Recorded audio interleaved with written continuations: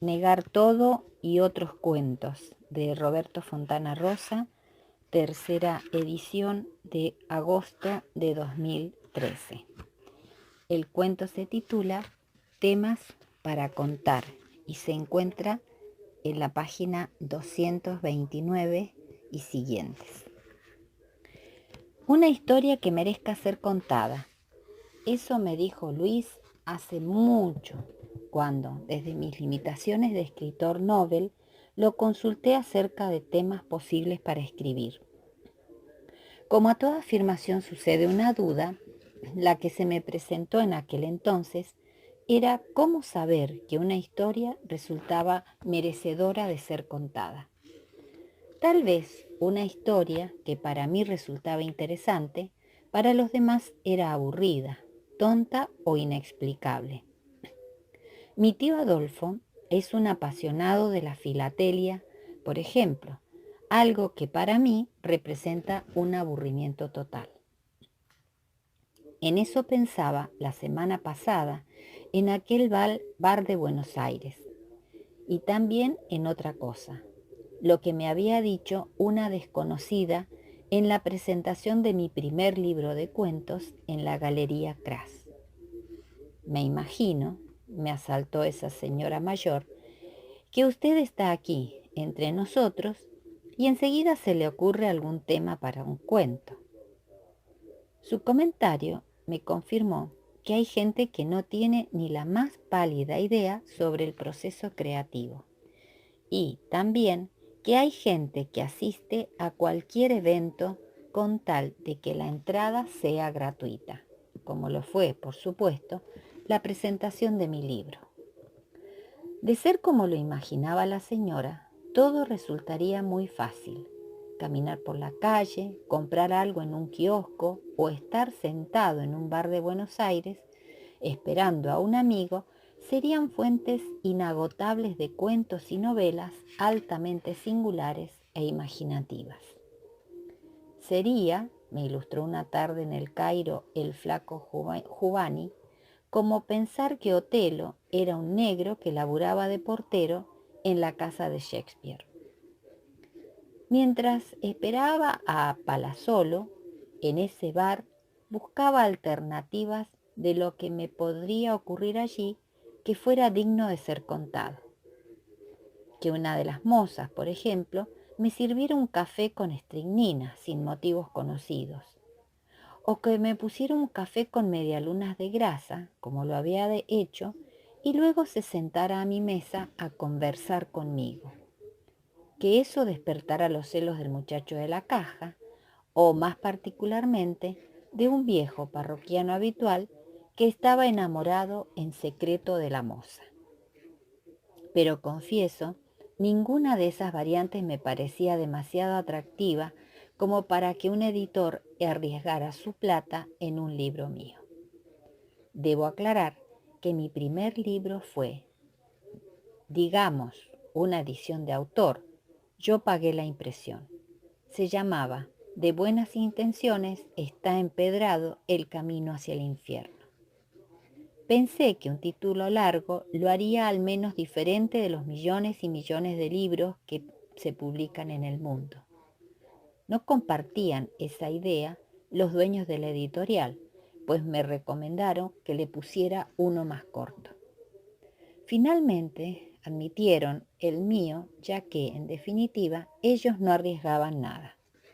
De hecho, con el paso del tiempo, los pocos amigos y parientes entre los cuales hice circular la edición lo llamaban Las buenas intenciones, El camino del infierno o ese libro que publicaste, como recordaba mi madre. Ahora viene otro desafío difícil para el narrador. A fin de contar esta historia que me interesa digna del esfuerzo, tengo que describir con cierta precisión cómo era y dónde estaba el bar en el que me esperaba Palazzolo. Imaginemos una plazoleta semicircular de las llamadas plazas secas, a pesar de que tienen algunos canteros con césped y flores. La calle, una calle en una zona comercial y elegante, marcaría el límite recto del semicírculo de no más de 30 metros. La parte curva está marcada por los frentes de 2 o 3 edificios en torre que tienen en la planta baja sobre la plazoleta algunos bancos y varios bares, entre ellos aquel donde yo me hallaba. El bar es moderno, pero no muy grande. Lo hace más grande el hecho de que la pared que da a la plazoleta es vidriada. Todas las mesas de su interior, no serían más de 10, estaban ocupadas esa tarde.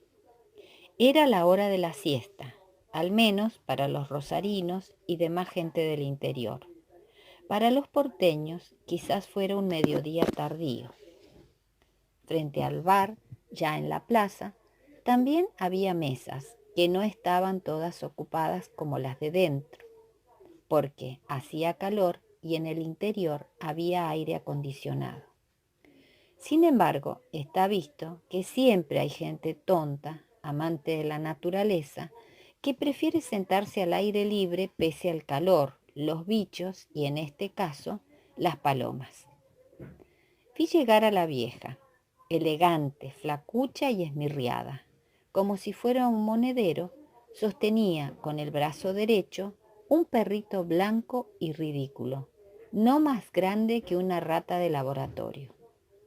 La vieja debía ser cliente habitual del bar porque al sentarse a una de las mesas de afuera, habló familiarmente con el muchacho que la atendió y depositó el caniche toy en el piso, con la seguridad de la persona que conoce el lugar.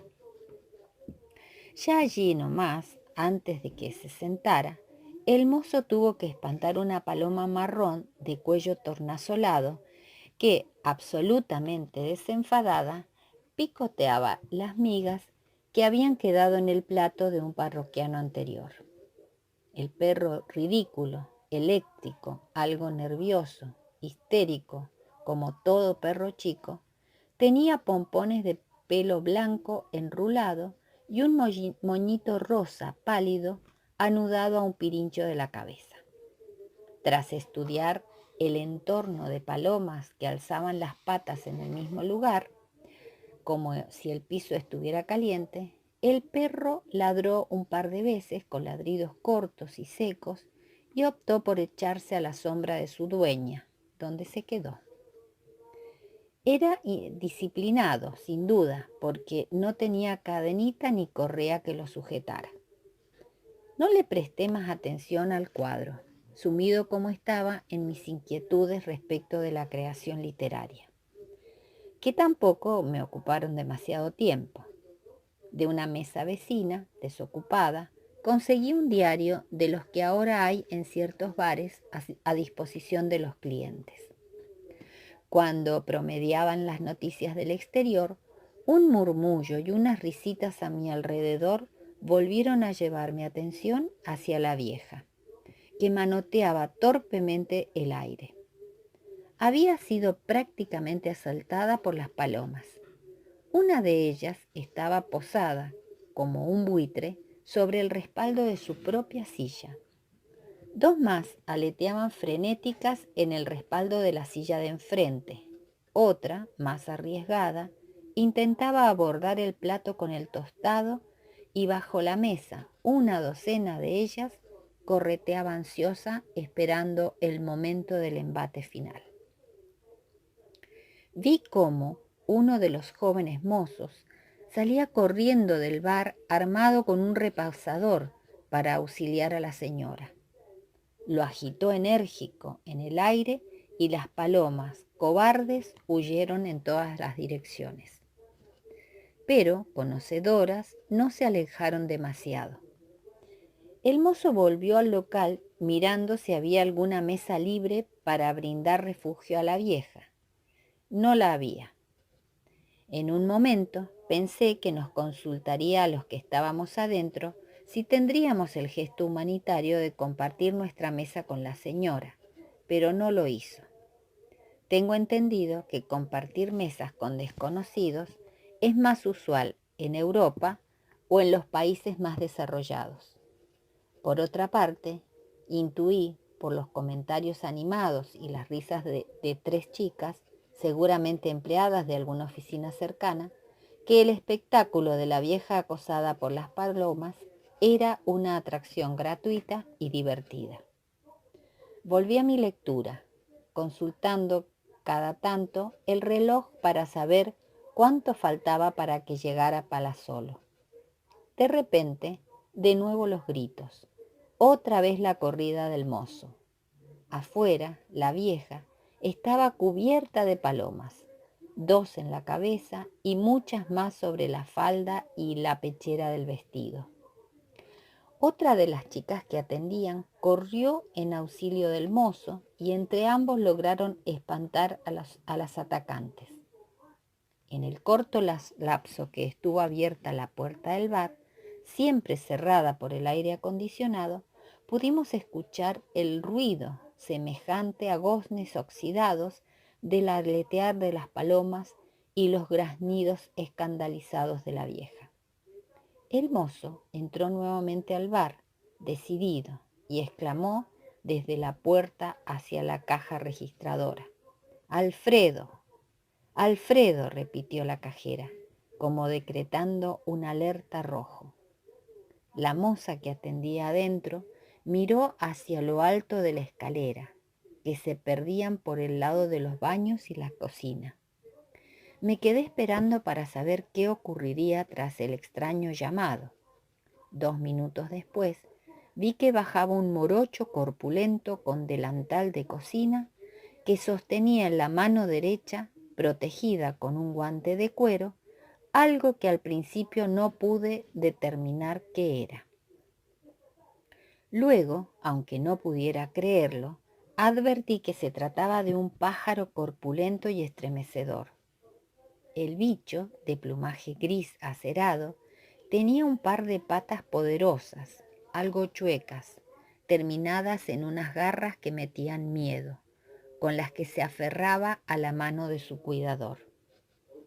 Oscilaba horizontalmente, con lo que la cola se situaba por instantes sobre el nivel de su cabeza, y luego, buscando sin duda equilibrarse, la cabeza trepaba hasta superar el nivel de la cola. Antes de que el cocinero y su bestia de rapiña salieran a la plazoleta, vi que la cabeza del águila, el carancho, el halcón o lo que fuera, no es mi fuerte la naturaleza salvaje, estaba cubierta por una capuchita de cuero de aspecto medieval. Apenas salió el cocinero con Alfredo, se advirtieron movimientos turbulentos entre las palomas. Algunas salieron volando de inmediato, pero las más, cegadas por el hambre o la simple voracidad, continuaron su desordenado asalto a la mesa de la señora. Solo iniciaron un vuelo urgente y desesperado, como si recién entendieran que la cosa iba en serio, cuando el cocinero quitó la capucha al pájaro. El halcón, tras apoyar el peso de todo su cuerpo alternativamente sobre una pata y la otra, clavó su mirada durísima en la bandada en fuga hacia lo alto de los edificios en torre y salió despedido como una flecha tras de ellas. Palomas y halcón se perdieron entre los edificios y las copas de los árboles. Todo quedó entonces como si nada hubiese pasado. Los parroquianos, tanto de adentro como de afuera, permanecieron un rato observando el cielo a la espera de la reaparición de los protagonistas. No noté mayor expectativa ni entre los mozos ni en la cajera. Alfredo había desaparecido en la ciudad, pero debía ser una conducta habitual en él, a juzgar por la tranquilidad de sus dueños. La vieja, por otra parte, había recuperado la calma y comía pacíficamente parte de su picoteado sándwich tostado. Poco a poco, solapadamente, las palomas retornaron. Primero una, luego 2, por último casi todas. Siempre consideré que las palomas eran bichos bastante elementales. Incluso hay un dicho popular despectivo que dice: más boludo que las palomas. Pero allí, en ese momento, cuando comprobé que de alguna forma habían eludido la amenaza del feroz Alfredo, no pude menos que suponer que todo había sido un plan de diversión urdido entre ellas mismas. Unas escapaban en tropel hacia alguna parte con el solo fin de atraer la atención del halcón, mientras que las otras volvían sobre el objetivo para terminar su faena. Me equivoqué. Otra vez llamó mi atención una exclamación de alarma y sorpresa entre los parroquianos y alcancé a ver de qué forma desde lo alto, como un lanzazo, como un rayo de luz platinada, el halcón caía sobre el grupo. Hubo una especie de explosión de plumas, un revuelo, y el halcón volvió a tomar altura en una fracción de segundo. Llevaba algo pulposo entre las garras. ¡El perro! ¡Se llevó el perro! Oí gritos de desesperación afuera. En efecto, bajo la silla de la vieja ya no había palomas, pero tampoco estaba el caniche toy ridículo que la acompañaba. Hubo miradas de espanto entre los mozos y nosotros. También una angustia adicional. La vieja no se había enterado de nada y retomaba los restos del tostado y de su té con modales refinados. Supe que yo no quería estar cuando se diera cuenta del martirio de su perrito compañero. Pedí urgentemente el ticket para pagar e irme, aunque no hubiese llegado todavía Palazzolo. No podía soportar la tensión que se produciría hasta que la vieja se enterara. Digámosle que se escapó, escuché que decía, jadeante, la cajera de lentes, que salió corriendo y se fue. Me levanté a pagar en la caja, justo con otros parroquianos que, sin duda, tampoco querían conocer el desenlace de este drama urbano. Cuando me alejé del bar, la vieja dejaba caer al piso distraídamente un pedacito de jamón como bocado para su perro ausente. Le hablaba también, en voz baja pero perfectamente audible. Huí. Ya luego tendría tiempo de llamar a Palazzolo para que me explicara lo del libro.